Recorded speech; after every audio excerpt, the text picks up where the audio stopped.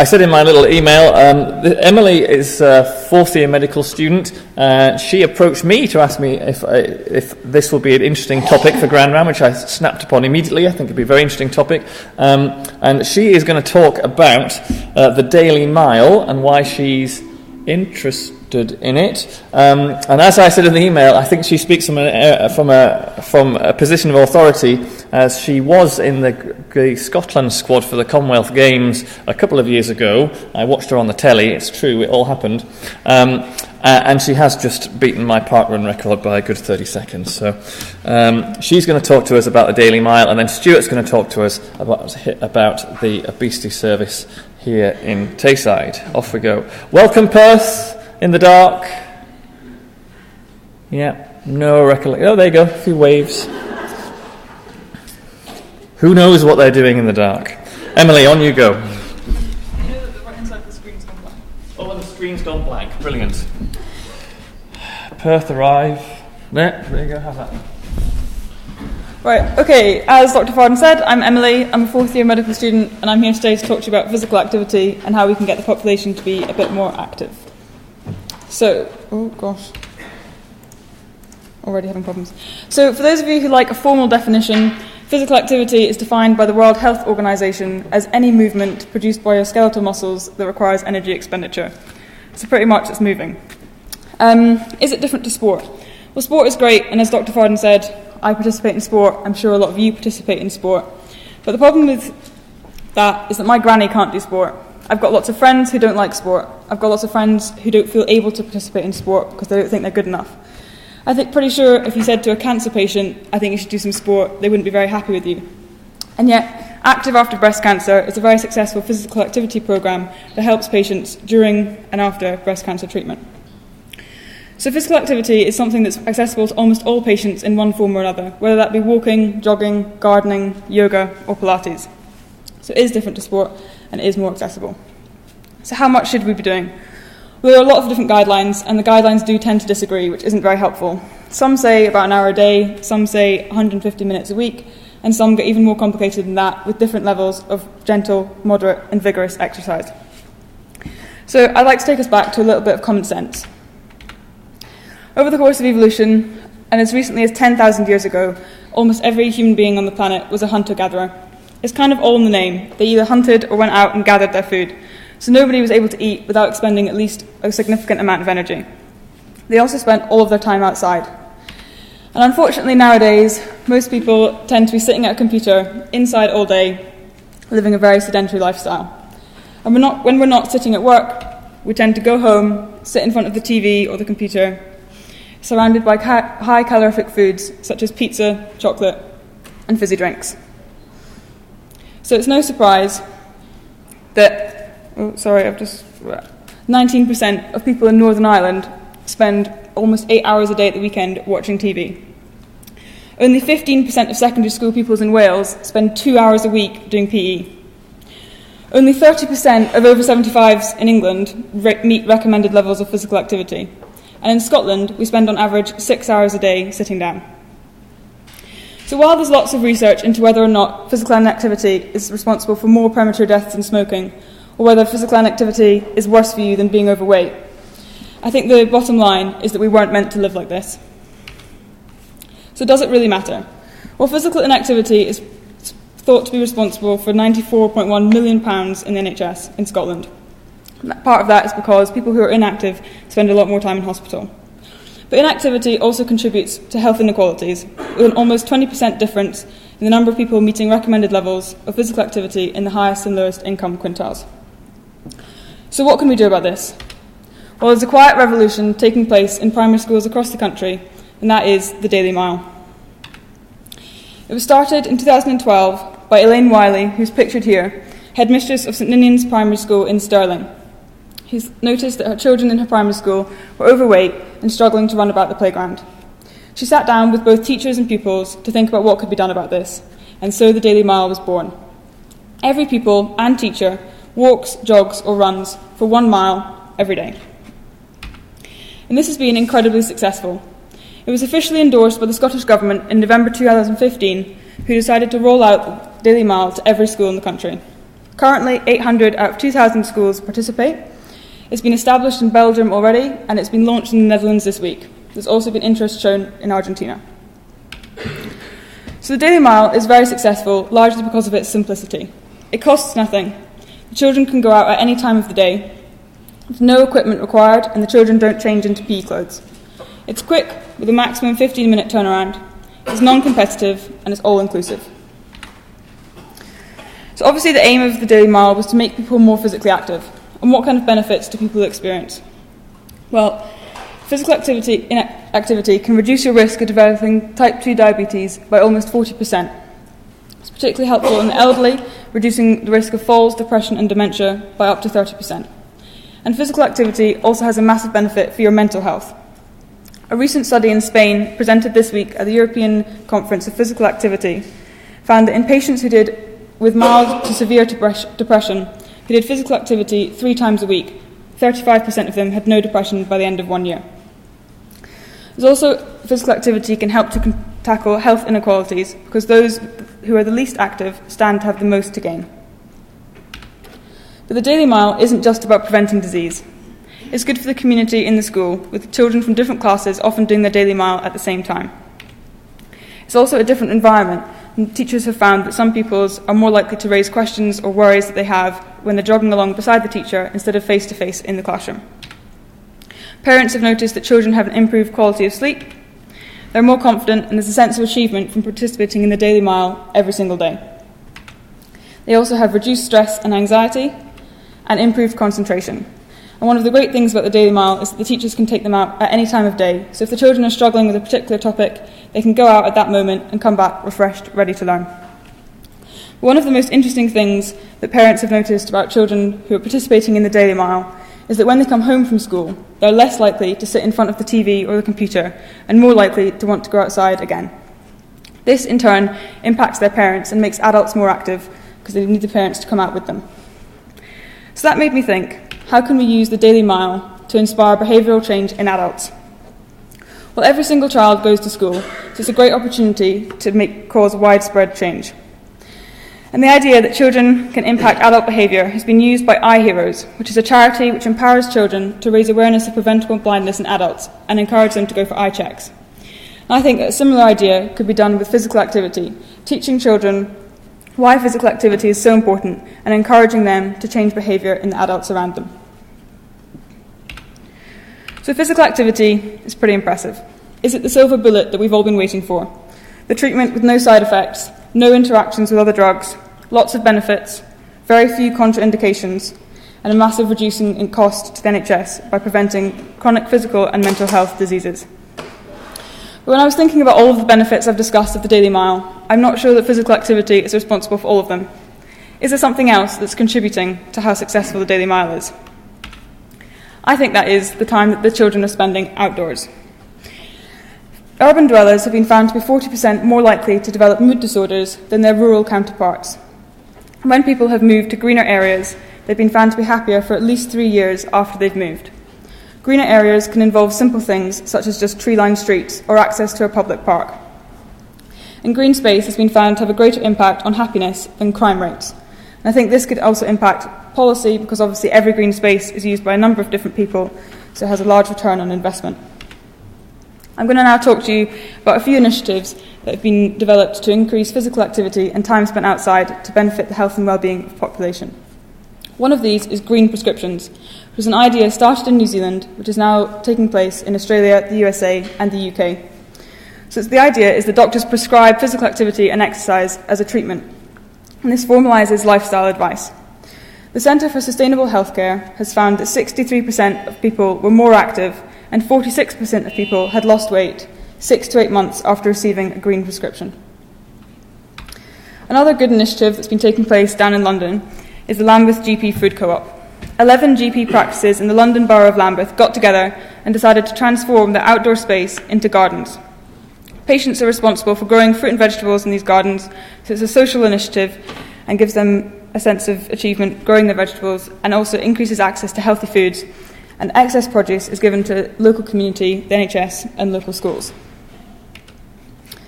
The Cultivation Volunteers is a charity started in 1998 who started an idea called green gyms, where volunteers become more physically active by doing conservation work in local areas.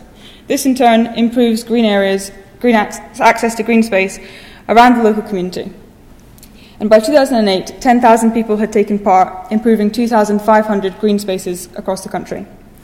99% of people said it had improved their health and confidence, and there are now 95 groups across the UK, including in Glasgow, Edinburgh and Inverness, but not yet in Dundee. So all of this got me thinking about how physically active I am. In the last 4 years of university, I've tended to come to uni, sit down for most of the day, sit down eating my lunch, sit down in the afternoon, go home, probably do some sport, and then sit down for the rest of the evening. So what can we do very easily, very cheaply, to make us all more active? Well, I thought we'd be able to become the first people to start an adult daily mile, but unfortunately the MS Society of Scotland has beaten us to that accolade. The map shows how easy it would be to do a daily mile around 9 miles. And if you started at the front door here, you went out, and then you just went along, and then along Gordon Perry Way this way, and back into the store, that's already a mile. So it's very easy, and especially in the winter, I think it would help all of us to come outside and see a bit of the daylight when we arrive at uni, when it's pretty dark, and leave when it's also pretty dark. So physical activity does prevent a number of health problems, and prevention is better than cure. But to me, physical activity is not just about preventing diseases. We all know that health is about more than the absence of disease. It's about social, physical and mental well-being. And I think that together with access to green space, physical activity can help to maximise our health and well-being. At the same time, it can help to tackle health inequalities, because we all know that those of low socioeconomic backgrounds are the least active, have the least access to green space, have the most chronic diseases and the worst mental health. So together, physical activity and green space can help to fight these injustices. Thank you very much. I hope that you've maybe learnt something today. I'll do my best to answer any questions.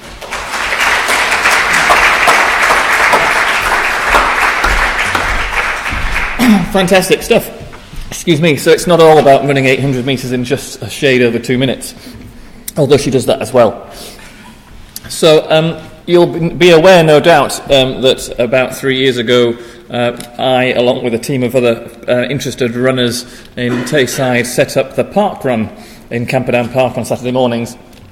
And you might not know that NHS Tayside actually funded that. It was the money was put forward through the endowment committee because Parkrun meets all those criteria for increasing access to physical exercise, particularly for lower socioeconomic groups. It's in Camperdown, which is close to Ardler and other deprived parts of the country, of the city, and it's free. What we don't have is a junior parkrun in Dundee. But we're about to have a junior parkrun in Dundee. It's going to be in Strathmartin, Kirkton area, and it's going to be starting in the next maybe 2 or 3 months. And junior parkrun is 2K. It's for anyone between the age of 4 and 14. Kids can run by themselves or run with adults. And as the kids run round, once they get to 11 runs, they get a little band that says they've done a half marathon. At 22, they get a marathon, and there's things an ultra marathon one as well. There is already one in Perth. So if you live in Perth and you've got children and you want to go and get your kids doing a bit more activity, Perth, Sunday morning, 9:30. But if you want them to do something a bit more, they can come to Camperdown Park Run, which is at 9:30 on Saturday mornings up at Camperdown Park. I'll be there on Saturday morning because I'm run director this week. Okay. On the back of that, I asked Stuart if he'd like to come along and talk about the obesity service that is provided here at NHS Tayside, because one of the big reasons that we want to push physical activity in Scotland, particularly around here, is because of the obesity epidemic. And so Stuart said, it's all very well wanted to go and run 5k, but how many of our patients who are obese can actually do that? So Stuart's going to come and talk, apparently in black and white, about the obesity service. Okay, where's your slides, Stuart? Are they in black and white and invisible? Yeah, there we go. Okay. I thought we'd keep questions for both of them till the end, and then I'll let you do it. I'm sure you can.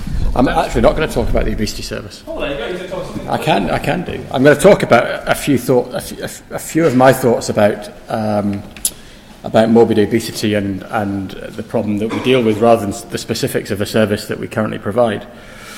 The first slide I'm going to show you will generate size from anyone who's ever been to a bariatric conference, because this gets shown at every bariatric meeting. This is a Swedish obese subjects study. It's ongoing. It's been running since the mid-1980s. And what this shows you is what happens to people's weight over 10 years of follow-up with various interventions. And the depressing bit about the top line is that is maximal psychological, dietetic and physical education therapy for patients with a BMI of over 35. Initially they get a little dip in weight, but eventually their weight comes back to where it was and then increases.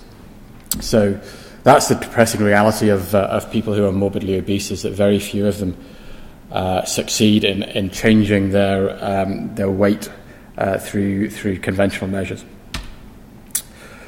So why is that? Well, weight is I think pretty simple. It's about energy in versus energy out, and something's gone wrong somewhere. So part of it is appetite regulation, which we don't fully understand. The other side of the equation that results in homeostasis is thermogenesis, and brown adipose tissue can increase energy usage, and by thermogenesis can use up some of those excess calories, but there's a limit to what brown adipose tissue can keep up with in terms of excess energy in. And as we alluded to earlier, exercise tolerance is limited in many of these patients for whatever reason. And I would say the majority, 80% of the patients I see in clinic, will tell you they can't do any form of exercise for a variety of reasons.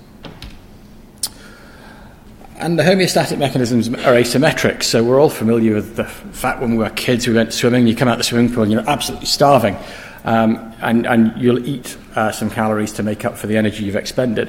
The reverse is not true. People who eat a big meal usually don't feel like going out for a run immediately afterwards. So there is asymmetry in the homeostatic mechanism. There is a deliberate mistake on here, or I remembered there's a deliberate mistake, that should be SVR. But we're familiar with the fact that there is homeostasis in blood pressure, and that through disease that homeostatic mechanism can go wrong. So when we move about, when we stand up, various parts of this equation change to maintain an even blood pressure. With disease, that set point becomes much higher with hypertension, and there are things that can be done by the individual to change that. But a large mainstay of our treatment of hypertension is drugs. And the same seems to be the case with morbid obesity. The set point at which the body's weight is trying to be maintained at seems to be changed by the disease process. And in many ways, telling a morbidly obese patient to go away and lose weight is like telling a hypertensive patient to go away and make their blood pressure lower. The homeostatic mechanisms prevent that from happening.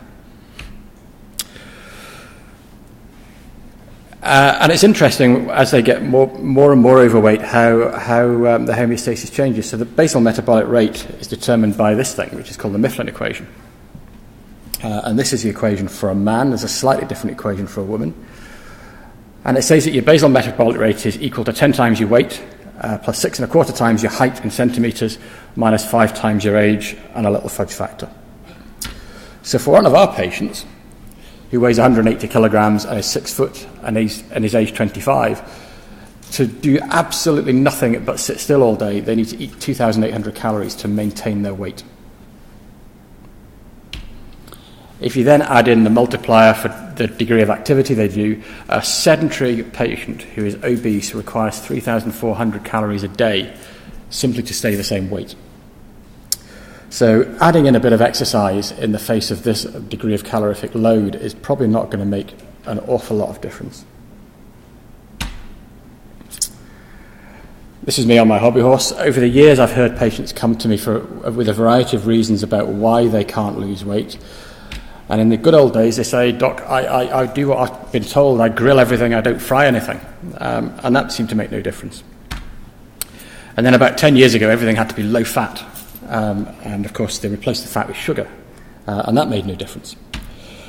And I think the low sugar message that's going out at the moment is the wrong message. I think it will result in exactly the same failure to control obesity as the other two measures over the years. And the big problem we see in the clinic is that 3,400 calories they're eating. It's not about specific food groups, it's about volume of food that many of these patients are eating. So those are my thoughts about why our patients struggle and why they can't get better. And I thought I would just briefly touch on some of the surgical procedures that we offer and the reasons why we choose which procedure, and a brief comment about some of the risks. So bariatric surgery is often perceived as being very risky, and certainly when I was a surgical trainee, seeing patients for other types of surgery, hernia or gallbladder surgery, we were always told by the consultant that operating on very fat patients was extremely risky. Well, we now have this thing called the Obesity Surgery Mortality Risk Score, which helps to predict the risk of death of patients undergoing gastric bypass surgery. And it's a bit like any other scoring mechanism. You've got some factors down the left-hand side, which you get a point for if you have any one of those, and then you add the score together, and on the right it will tell you what your risk is. So a patient with a BMI of over 50 who is female and has no other risk factors is actually very low risk for mortality from what is major upper GI reconstructive surgery, with a mortality of 0.31%. That is actually very similar to the mortality for all comers for gallbladder surgery, which we don't consider is very risky. So I would say it depends on what the rest of the patient is like, more than the obesity per se. So gastric banding, it is the lowest risk procedure in the perioperative period. It is the highest risk procedure in the long term.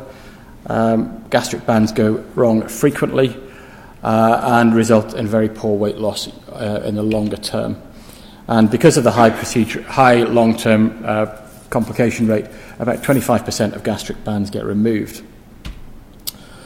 They're commonly performed in the private sector because they are the cheapest operation available to patients in the private sector, so they are cheap, but in my opinion don't represent good value for money, and we don't do this operation in the NHS. That's what it looks like. There's an X-ray of a band in situ there, and you can see if the barium is projecting well. It's not really.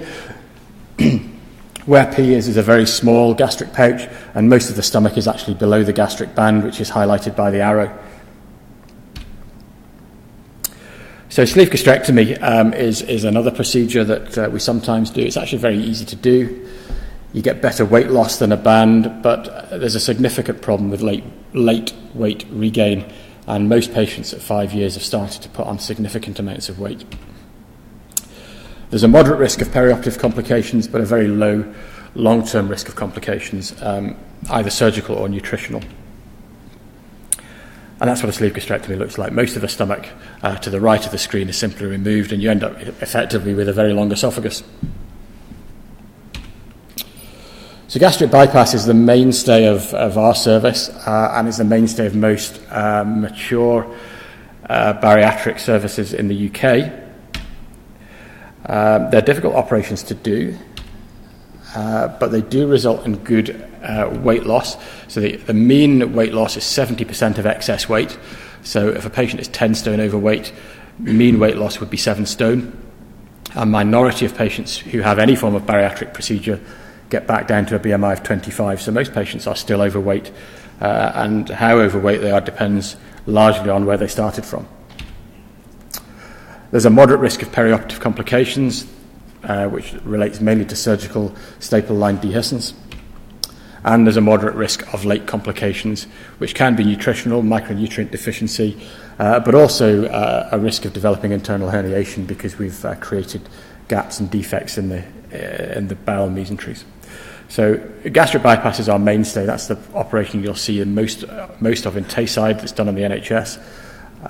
Bands that you see will likely have been done in the private sector somewhere.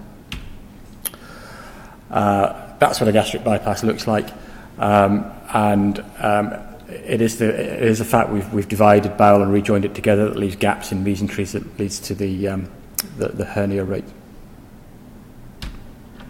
So my conclusion is that bariatric surgery is safe, it's effective, it's cost effective. Long-term complications are relatively common, and nobody really knows how it works.